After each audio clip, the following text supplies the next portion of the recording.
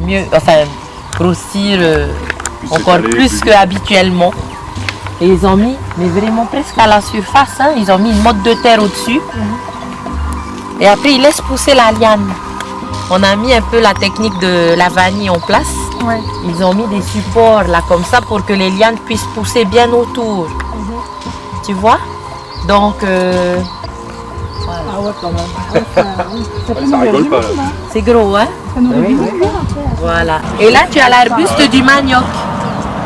Ah, celui-là, c'est une maniaque. Ça c'est du manioc. Je ne me rappelle plus bien ce qu'ils cultivent sous ces gros amas de terre là. Mais je crois que ce sont des courges. Et il y a un concours à celui qui gagnera la plus grosse courge. Alors à Wainé, nous avons changé un peu notre organisation et nous avons pris une journée d'excursion organisée. Donc avec notre guide que vous avez vu, Marana, et aussi parce que à Wainé, il y a pas mal de choses historiques à voir sur la culture maori et notamment les marae.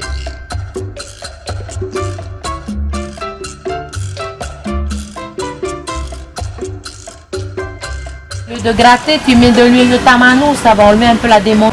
Venez, je vais vous donner des explications là à l'ombre.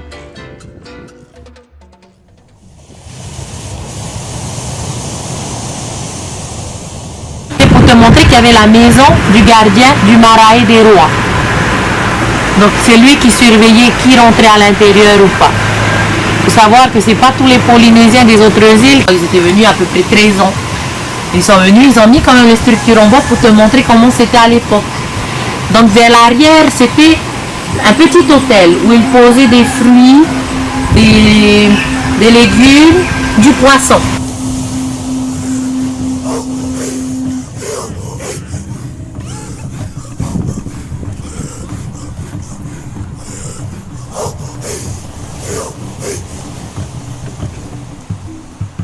Et par eux, ils pensaient que les dieux consommaient. Tu vois? Ça pouvait durer 4 heures. Hein?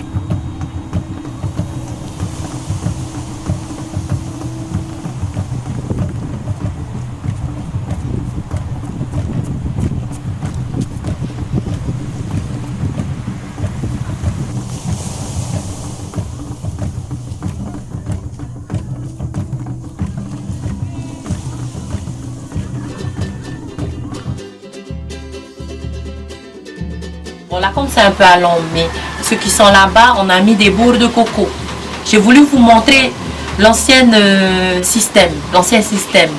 Aujourd'hui, le support, c'est en ciment. Tu vois? Là, c'est toujours l'arbuste. L'ombre est fait par les petites feuilles.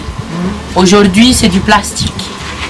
Pourquoi? Parce que, je vous ai dit, la vanille provient de cette fleur. Sans cette fleur, il n'y a pas de vanille. Avant d'avoir cette fleur, il faudra patienter. Parce que vers 13h, 14h, la fleur va se refermer. C'est rare que c'est vers 16h. Hein? Donc quand ça se referme, tu ne peux plus travailler la fleur. Il faut savoir que chez nous en Polynésie, ce n'est pas les insectes qui font la pollinisation. Le planteur l'appelle le mariage. C'est l'homme. Approchez-vous, je vais t'expliquer. Tu vois, si tu perds une pétale, c'est pas un souci. Ce qu'il faut pas perdre, c'est ce qu'il y a au milieu.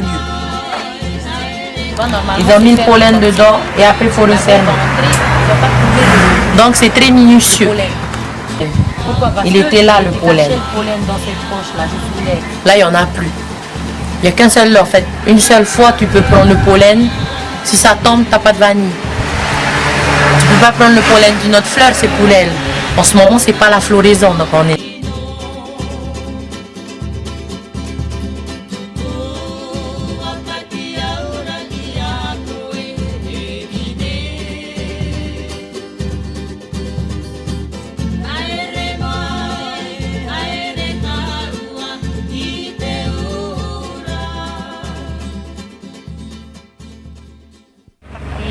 Dans 2 minutes simplement pour aller dans la maison qui est là-bas.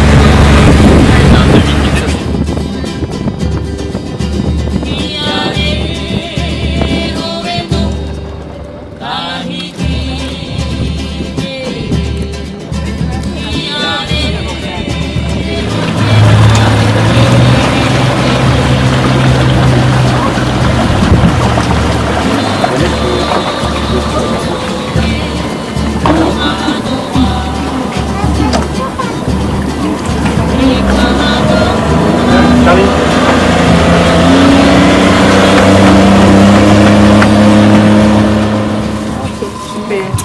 va passer dans la boutique. Je vais vous montrer en fait un exemple. Alors, qu'est-ce qu'il faut? À l'intérieur de cette poche, il faut qu'il y ait un greffon avec un nucléus. Voici comment est-ce qu'il y a 4 différentes tailles de nucléus. Le nucléus, c'est le noyau. Alors, le nucléus, elle est taillée dans cette moule qu'on trouve dans la rivière du Mississippi. Il n'y a pas chez nous en Polynésie française. Donc, on dit alors que la mère porteuse d'une pelle, elle est américaine. Donc, il y a du métissage. Oui. Ouais. Alors, la moule du Mississippi, on va tailler les nucléus à l'intérieur. Au départ, les Japonais, ils ont trouvé ce système-là, ils ont commencé avec des billes en plastique. Et ils ont vu qu'il y a beaucoup de rejets, parce que c'est un corps étranger. Parce qu'ils ont commencé à faire avec le nucléus, c'est-à-dire à base de NAC aussi, le moule, il y a eu moins de rejets. Alors, quand je dis moins de rejets, c'est-à-dire la première greffe, quand je dis un bout de greffon dans la poche avec un nucléus de cette taille. Et puis on va laisser 1 an et demi, 18 mois. 1 an et demi, ça suffit pour avoir une pelle.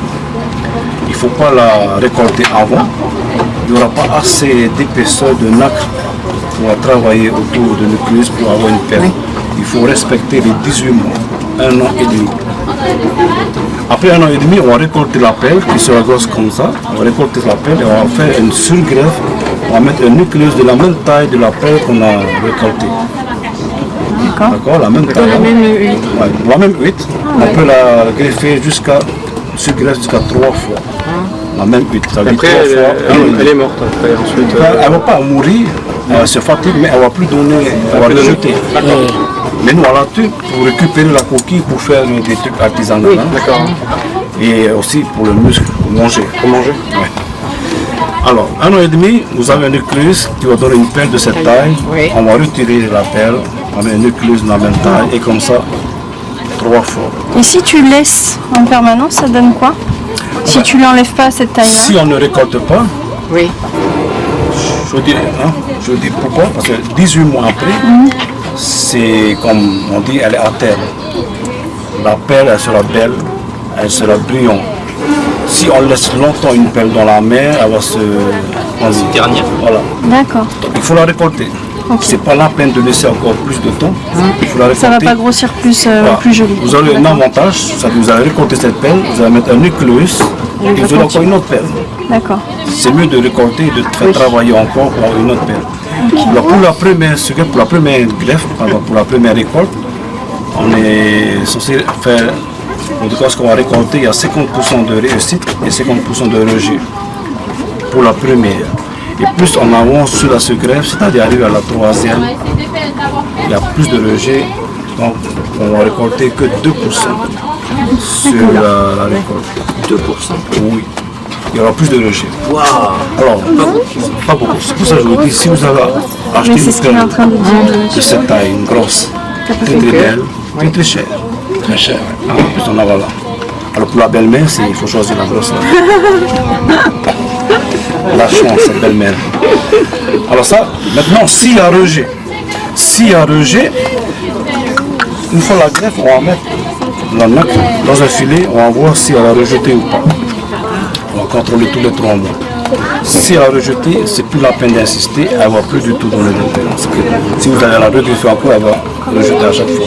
Alors si elle a rejeté, donc il n'y aura plus de noyau, mais à l'intérieur, il y a toujours le greffon. Oui.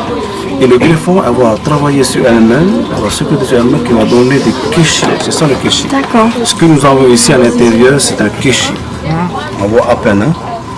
Donc elle a rejeté le nucléus, elle a gardé le greffon et elle a transformé le kéchi.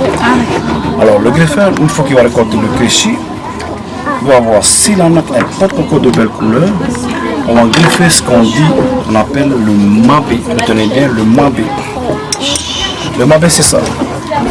C'est un bout de plastique qu'on va coller ici avec la colle forte et le manteau, dans 6 mois, on va le recouvrir de nacre. Comme je le dis, c'est le manteau qui fait le travail. On va le recouvrir de nacre et ça va donner ce qu'on appelle un mabé. On appelle aussi une demi-perle. Elle n'est pas plus chère qu'une perle parce qu'à l'intérieur c'est du plastique. Mais on va la tailler, on fait des pendentifs par la suite. Alors, regarde, c'est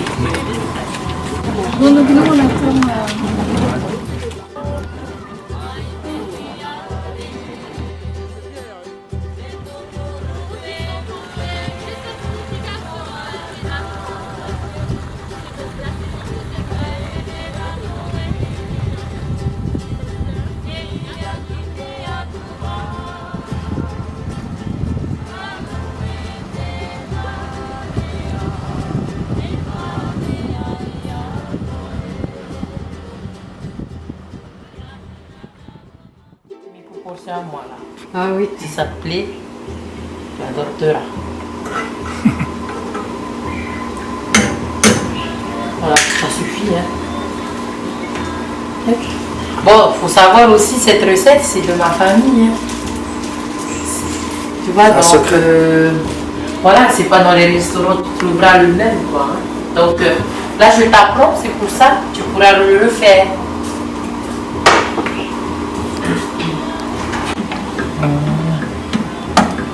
Et bien, si mes clients m'ont dit, mais non, pas un montagne à l'ancienne. Ah oui, oui. J'ai dit, bon, tu as essayé. Et bien, j'ai essayé, j'ai aimé. Oui. Ah oui, oui. C'est moins fort, plus parfumé, je trouve aussi. Donc, voilà. Non, c'est pas Et c'est de la moutarde. C'est pas bon, la moutarde américaine. La moutarde américaine, oh, bah, ça dépend. Ah, ça dépend. C'est moins fort en fait. Ça dépend Oui, c'est qui aime, moins mais fort, oui. ça ressemble plus à une sauce que... Ça monte moins au nez. Hein. Mais ça, vous allez goûter. Elle bout la crème, ça fait rien? Deux. La crème bout. Ah, attends. Si. Voilà.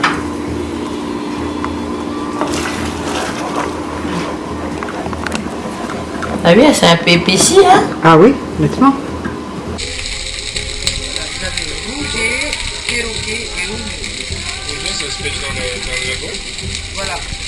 C'est ce temps-là, regarde en photo là.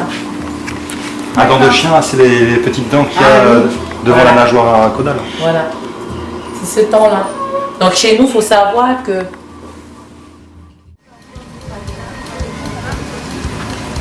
T'as vu celui-là, Poué? Je sais pas si Poué vous a montré la fougère géante, interprétée par mon chéri. Hein? Ici, en symbole tatouage, notre fougère est interprétée et présentée de cette façon. La moitié, c'est pour la Nouvelle-Zélande, c'est la fougère argentée, le col. À nous, c'est le Nehet Oetwe, qu'elle a dû vous montrer en chemin, la fougère géante. Puis ici, il y a la dormeuse, il y aura toujours du wahine là, hein? À la tête, la poitrine, le ventre et le plus haut sommet, qui veut dire genou. Elle a les genoux pliés. Et le soleil, bien sûr, hein, le soleil. Et à côté ici, c'est des motifs tatouages. Ça, c'est la vague. Hein? D'accord? Ici, la vague. Le profil de tête de tiki, vous le voyez? Les oreilles, les yeux, le nez et la bouche. Profil de tête de tiki. Celui-là, le tiki protecteur. Et voici des motifs en vague, motifs de vague et océan. Voilà, ça c'est des motifs tatouages. Il n'y en a aucun pareil. Oui, je sais. Toi, t'as plus de parler aux jeunes? T'as toujours de parler aux jeunes ici? Non, c'est celui-là. Et c'est celui que j'ai refait. Hein? Ouais. C'est joli là aussi. Ça, j'aime bien. Tu vois, Voilà. c'est deux couleurs en orange, pas que orange pour ça. Oui. Ça, c'est joli. Ça. Ouais, orange et jaune. Oui, j'ai inventé. Aujourd'hui, je suis, comment dirais-je? Créatrice. Voilà.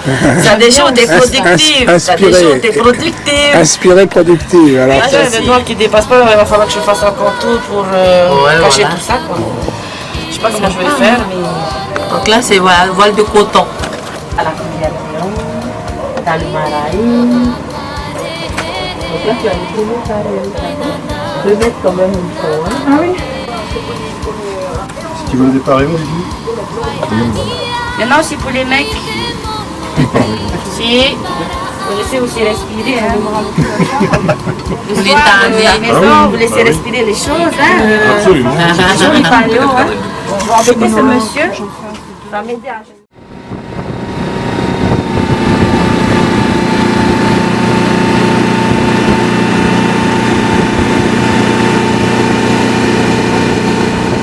On installera le GPS demain matin avant le départ. Merci.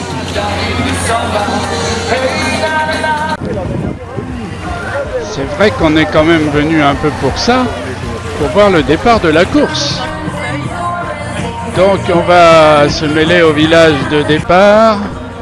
Il y a une belle ambiance.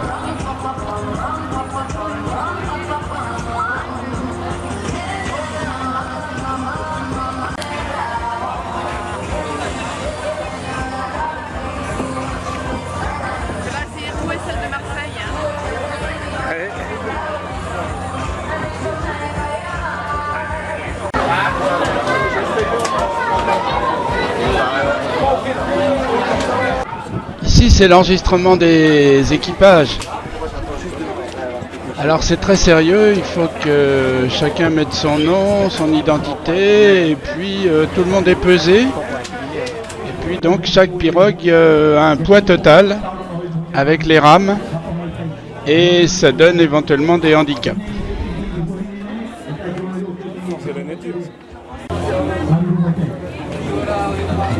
Sokatroya a Hinarouia, Sokatroya B Hinarouia, 240, Yelthikiva, 345, Dewiroe, Conteros, 354, Touarouava, 360 B, Timo PT, 485, Tapel Beach, 486, Tim Marara. Maru Arue de Tosirapi, Sopitenu Jomilas, Maru Arue.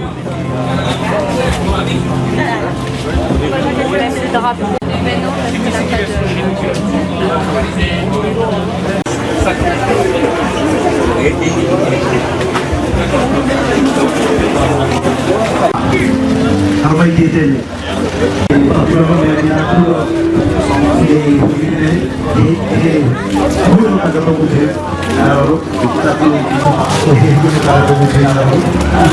parce qu'il n'a pas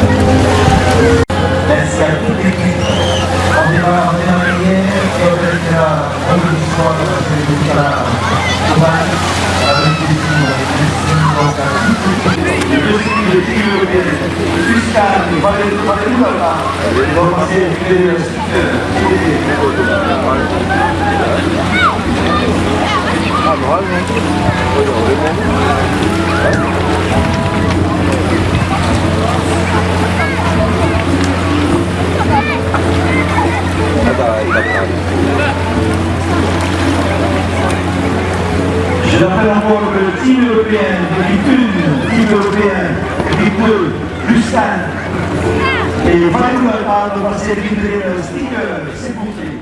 Il y a quelques derniers réglages à faire, quelques mises au point pour la stratégie. Et puis aussi ici, dans le garage, enfin sur cette pelouse où toutes les pirogues vont passer la nuit avant demain matin le départ, beaucoup de concurrents coucheront là sur place pour éviter qu'il y ait quelques malversations entre concurrents qui ne se veulent pas forcément du bien.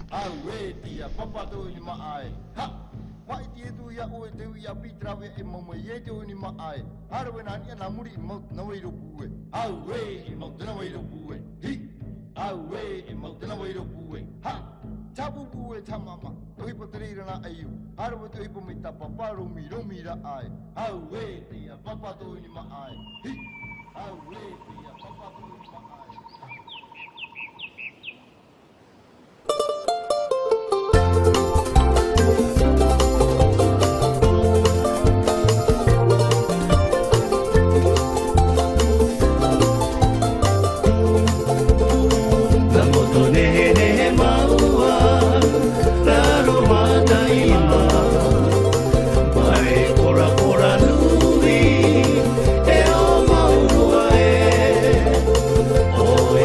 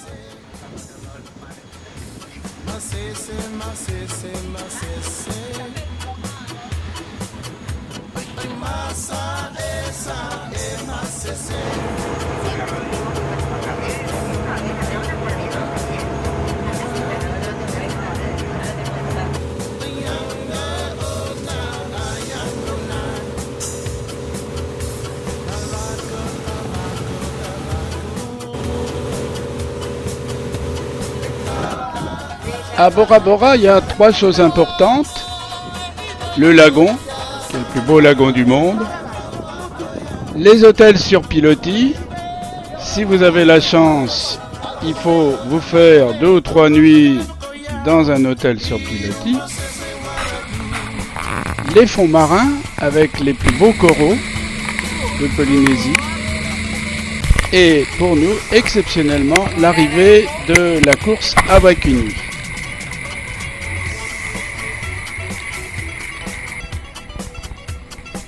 Alors nous, on a fait cet effort de se payer nos 3 jours dans un hôtel sur pilotis. On est au Sofitel. Alors il y a le Sofitel normal, là où on vient d'accoster, et le Sofitel Motu, où nous arrivons.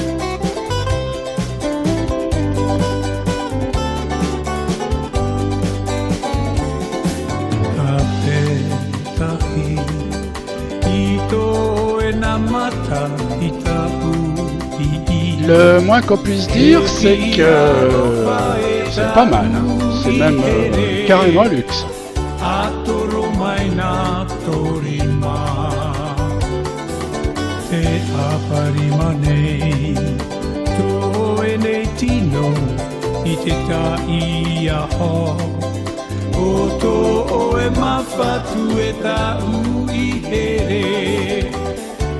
Papa mai oe ia no atu te tau, no atu te rau, o te mau whiwhi o to tau au rara ae. Wawai noa oe, wawai ho iau, e ni uno to tau a ka atira.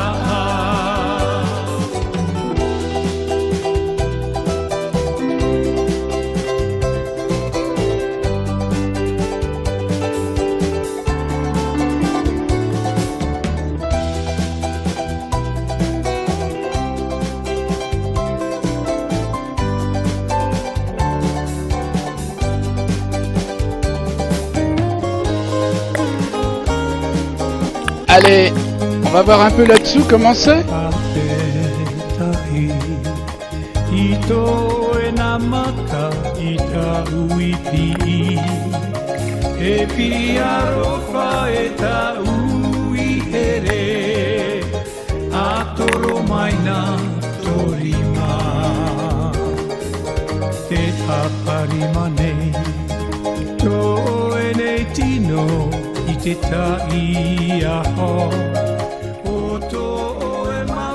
Vous avez vu Marais?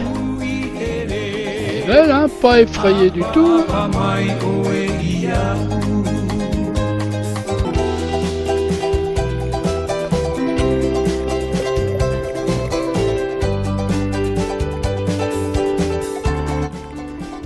Alors franchement c'était trop tentant. J'ai approché mon doigt. Quand j'ai approché mon doigt, elle a refermé ses mâchoires. Et pour en finir, et ben je ne l'ai pas fait. Je me suis dégonflé. Là,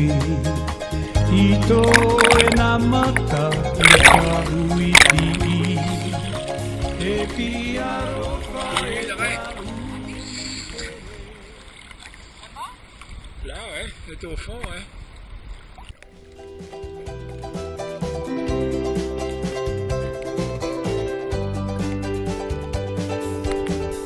Allez, on y retourne encore un petit coup, c'est trop beau là-dessous.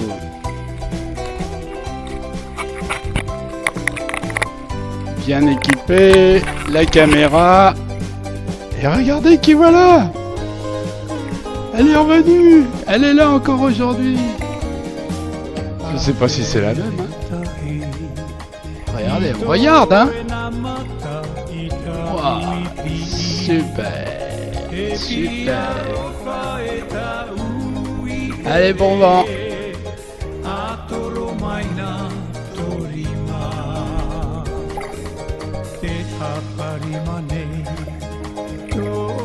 Magnifique, magnifique.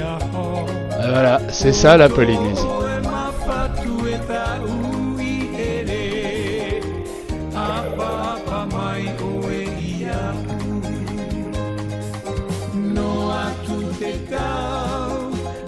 L'aquarium, hein.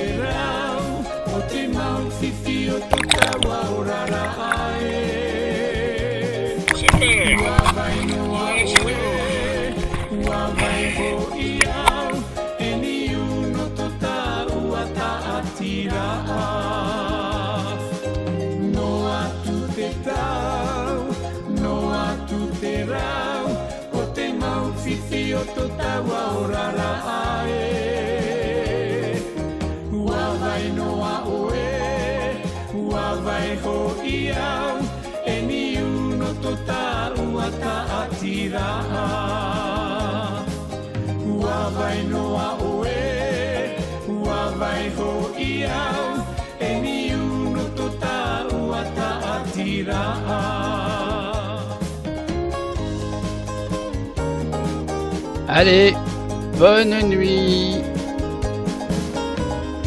Bonne nuit les petits.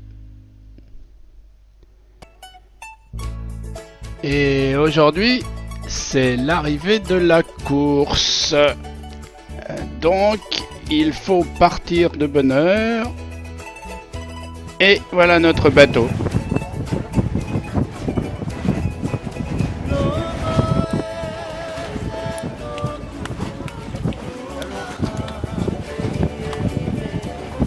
Alors c'est très organisé, le ramassage des hôtels et environ une demi-heure de bateau et c'est de l'autre côté du lagon, à la plage de Maïva. Comment ça s'appelle English? Non. French? I give you some information in English after French. Après en français. Hein? D'accord. Ok, buddy. Today we go to Hawaii Kinui. Donc faites très attention quand vous allez là-bas parce qu'il y aura beaucoup de monde. Ok? La première pirogue normalement arrivera vers 11h. 11h, peut-être 10h30.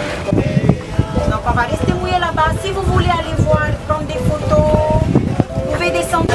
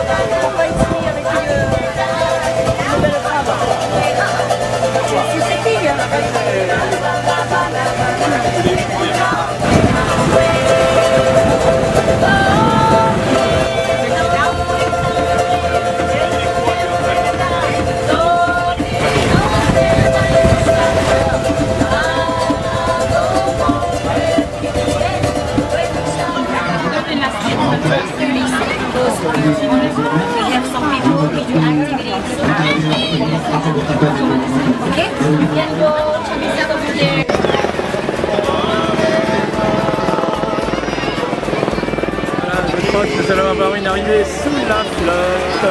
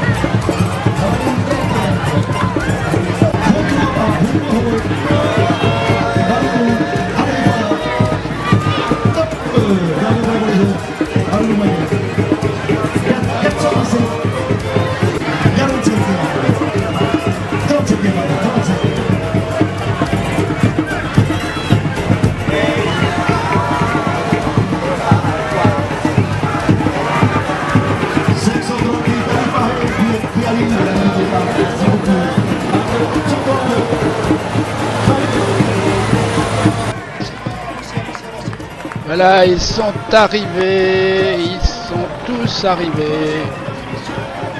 Je sais pas si on se rend compte, mais 3 jours de course comme ça, 125 km à la rame, faut le faire. Des vrais athlètes.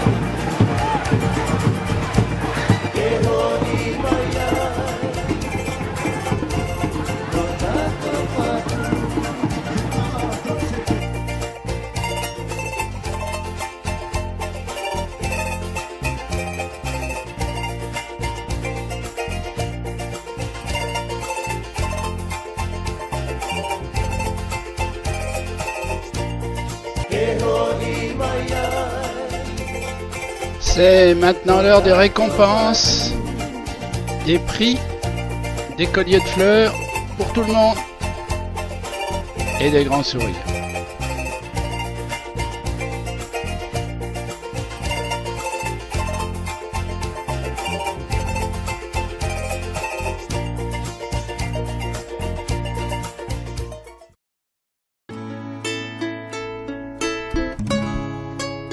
Alors on a vu l'hôtel sur pilotis, le lagon,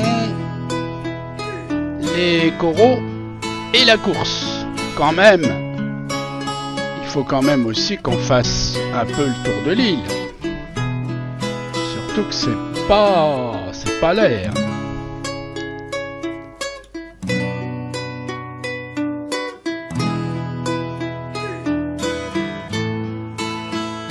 Ici, les restes d'un marae. Et puis ici, le musée de la marine de Bora Bora. Alors c'est cet homme, pas vieux, portraité, il a décidé d'une petite vie tranquille en Polynésie. Et alors il s'amuse à fabriquer des maquettes. Et il fait visiter, gratuitement.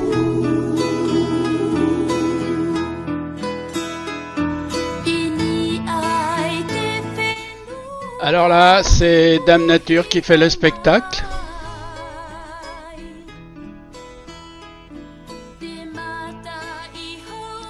Et ça en vaut la peine.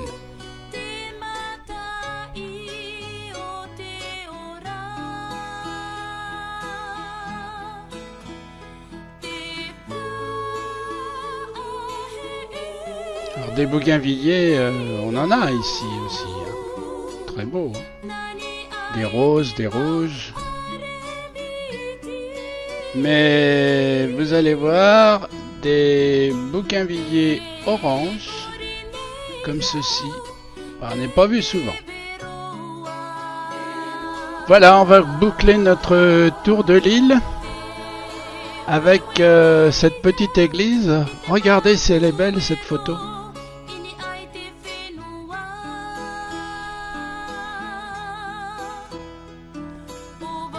Et puis on arrive au Sofitel. Alors on va y revenir tout à l'heure puisqu'il y a ce soir une soirée barbecue, four polynésien et danse. Mais en attendant, on retourne dans notre moto et on se fait le coucher de soleil.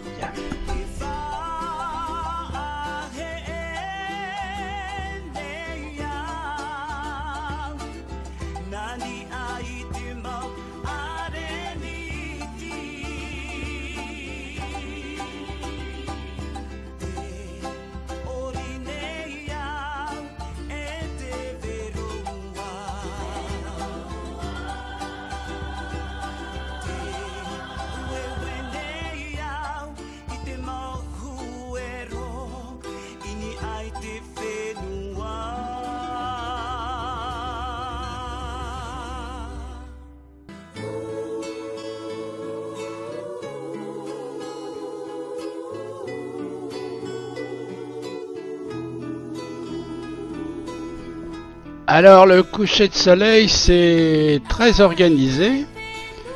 Comme les bungalows sont à l'est et que le soleil, même en Polynésie, se couche à l'ouest, il suffisait de monter sur la colline.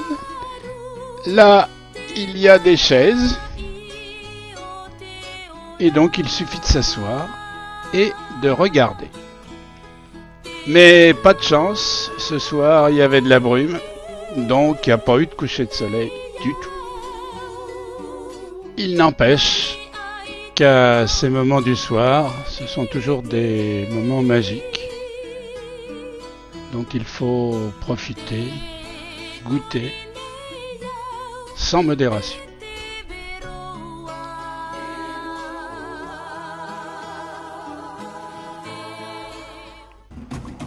Bon, voilà un four polynésien.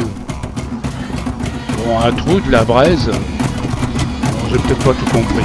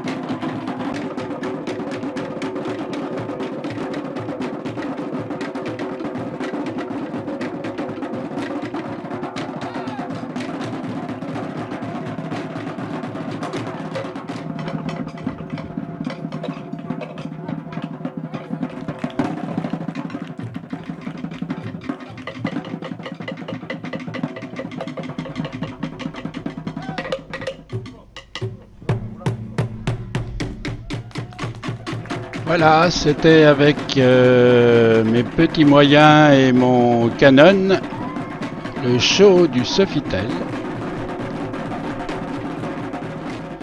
Maintenant, je vous invite à voir quelque chose d'un peu plus pro, filmé par Richard, le show de l'Intercontinental.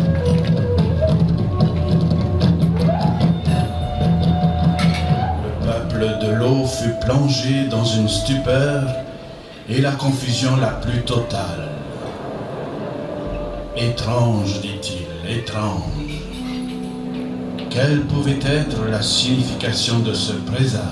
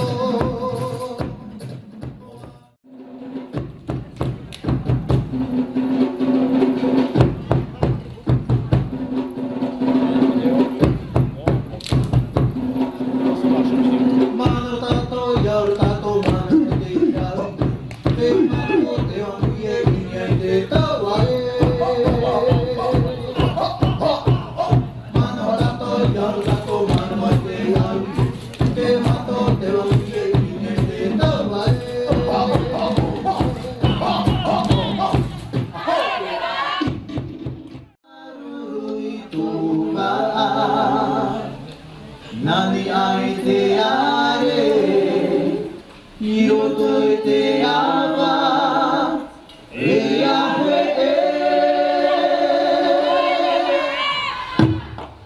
Among the taurana ki moana e tamahuti.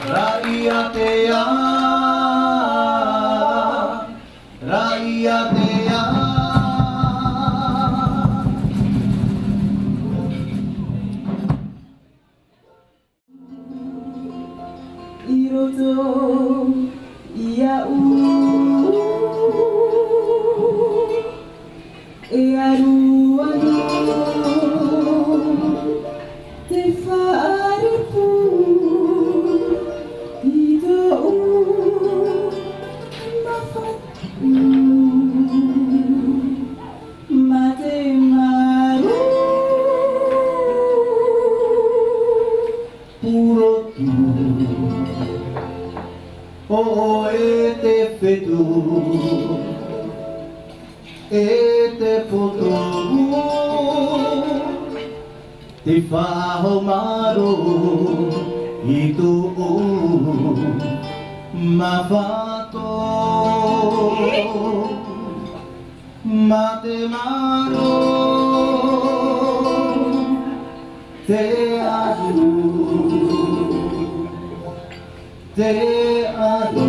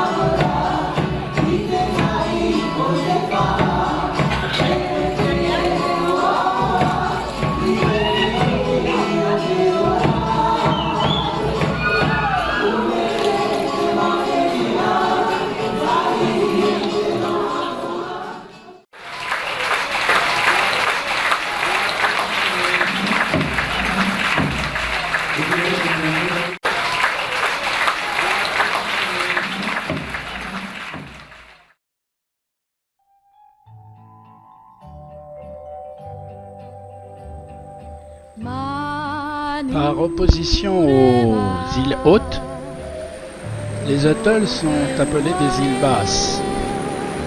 En fait, ce sont de très anciennes îles hautes, mais dans lesquelles la montagne du centre s'est écroulée et donc a disparu dans la mer. Donc il reste généralement au centre un tout petit quelque chose, mais surtout le lagon est resté complètement extérieur. À Rangiroa, nous sommes logés aussi chez l'habitant, enfin dans une pension, arrangée avec beaucoup de goût, voyez vous-même. Et donc là, on est vraiment en prise directe avec le lagon.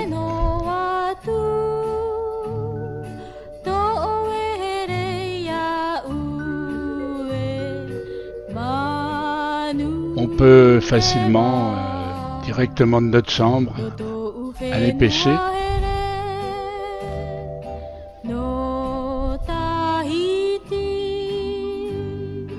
Ou farniente oblige, regardez le coucher de soleil sur ce petit motu.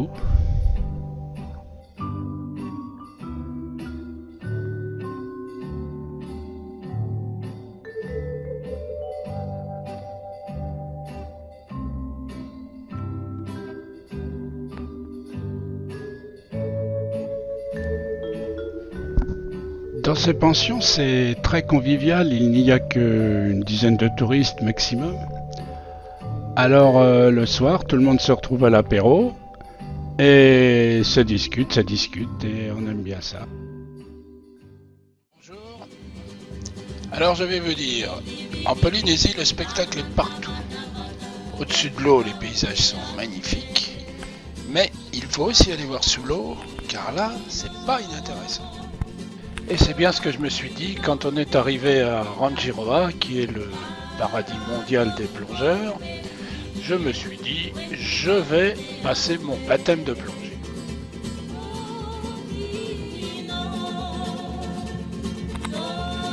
Bon, j'avais un peu la trouille parce que avec mes problèmes de sinus, de poumons, etc. Et puis entouré aussi de plongeurs chevronnés. Mais en définitive, notre moniteur là nous a pris en main, un type super gentil, il nous a tout expliqué et ça s'est très bien passé.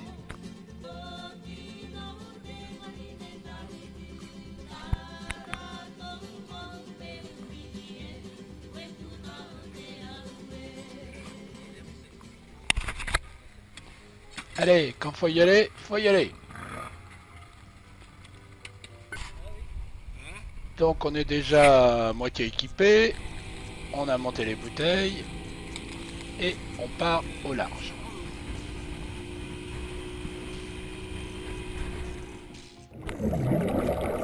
Après quelques exercices respiratoires en surface, nous descendons.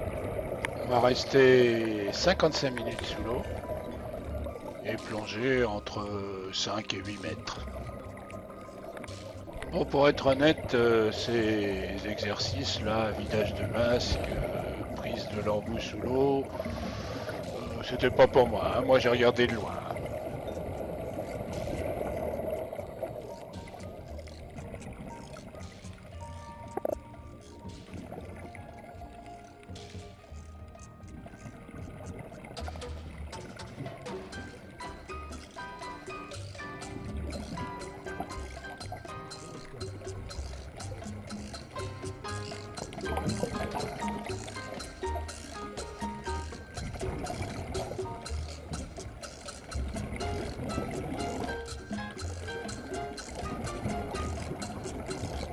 Ah, c'est carrément génial. Super, super, super.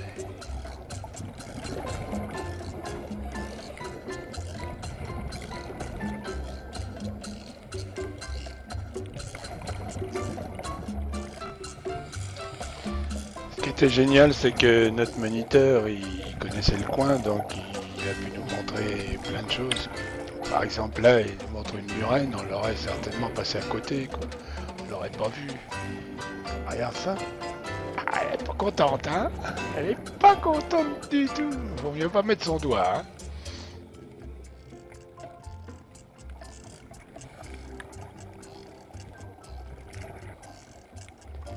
Allez, on continue.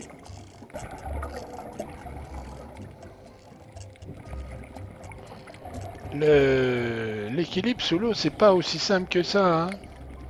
Si tu respires trop, tu remontes. Alors, à ce moment-là, il faut ressouffler son air et tu redescends. Mais en redescendant, tu navigues un peu à droite, à gauche. Bon, c'est pas si facile de rester bien droit, etc. Donc, il y a du boulot, hein.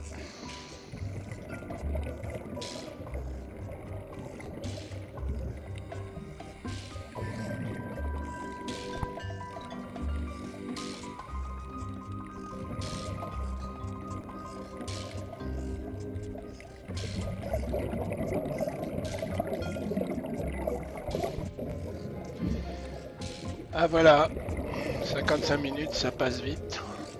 Et on se prépare à remonter. Encore faut pas se plaindre parce que ici à Tahiti, on a tous droit à 10 minutes de plus. En Europe, à Toulon par exemple, c'est 45 minutes.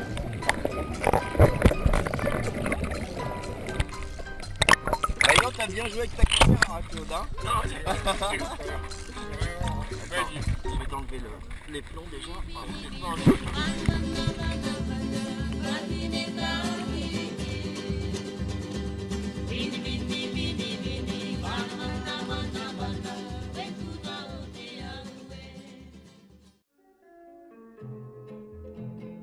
À Rangiroa, l'attraction touristique, hormis bien sûr la plongée, c'est d'aller au Lagon Bleu.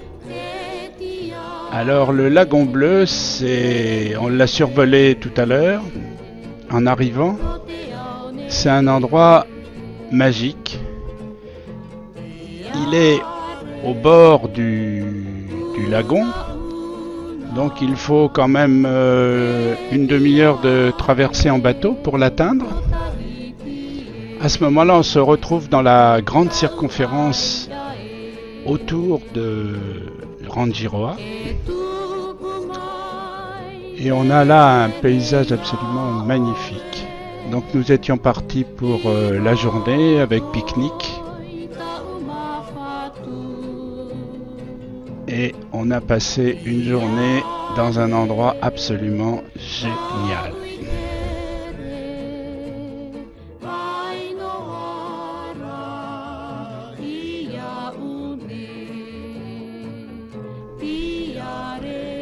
On fait tous autant qu'on est, figure de Robinson. Et ma foi, ça nous plaît bien. Alors on peut dans ce lagon se balader à pied, bien sûr, et aller jusqu'au bord de l'océan.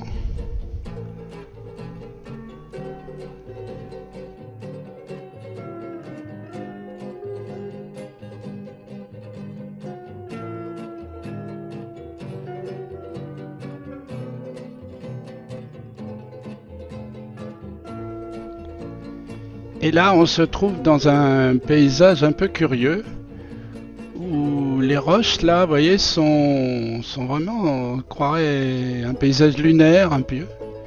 Des roches extrêmement coupantes, battues par l'océan. Et bien sûr, on trouve assez facilement des morceaux de corail, rejetés comme ça par les embruns de mer. Vous voyez, le bord de la plage est tout rouge, avec des immenses rouleaux. Donc l'océan fait un peu peur, alors que d'où on vient, dans le lagon, on a un calme absolu.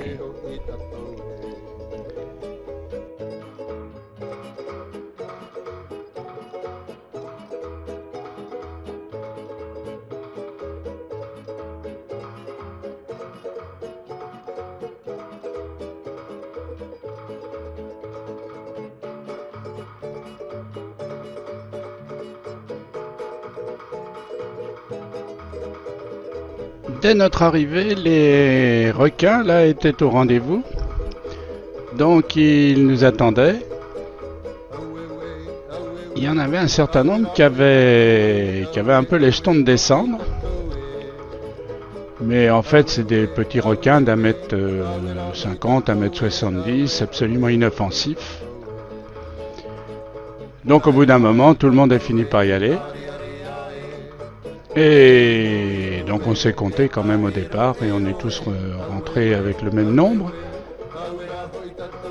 Donc pas de problème.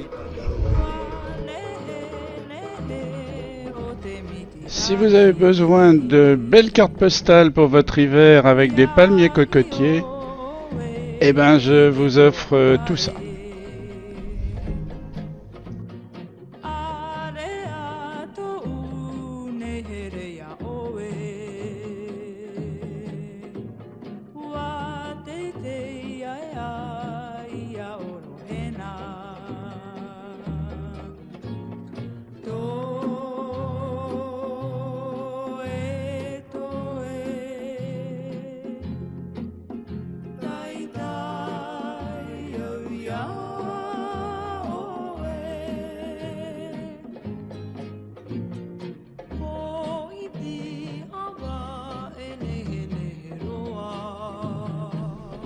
Là, on a quitté le lagon bleu, on est revenu dans la passe. Et les pêcheurs qui sont là ne s'y sont pas trompés, les mouettes non plus. Il y a des bancs de poissons entiers qui passent la passe. Et donc, c'est le moment d'aller à la pêche, généralement en fin d'après-midi.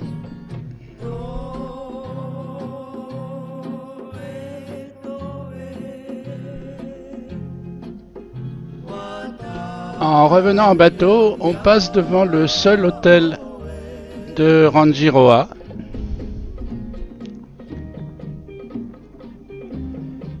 Et on croise allègrement des gens qui font de la pirogue.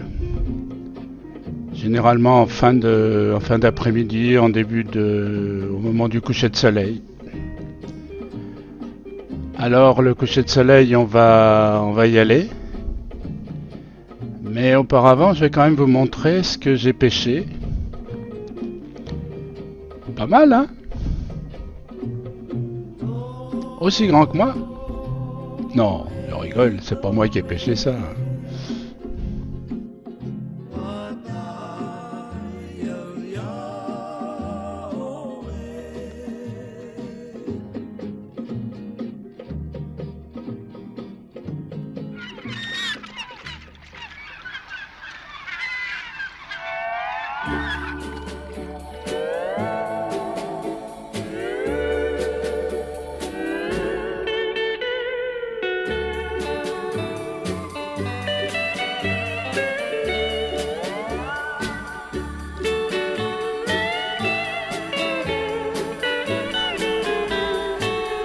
Bon, on n'y a pas eu droit à Bora Bora, il y avait de la brume, mais le coucher de soleil ici, on y va, et vous allez voir, ça vaut le détour.